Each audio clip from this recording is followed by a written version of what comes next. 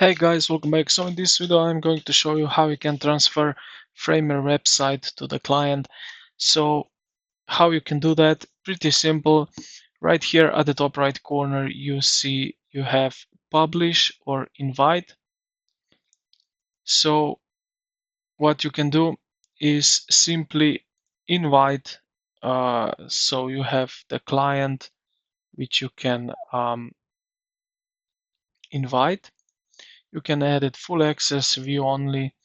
You can also project link so that anyone can view, only members can get access, and then you copy the link of this project, and this will be open up in Framer dashboard at their site, and they can then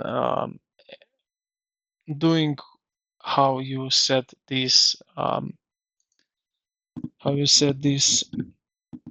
settings to invite them. And yeah, and this is pretty much it, how you can share with your client. So I hope this video helped you out. If you did, consider to like the video and subscribe to the channel. Thank you for watching, and I will see you in the next.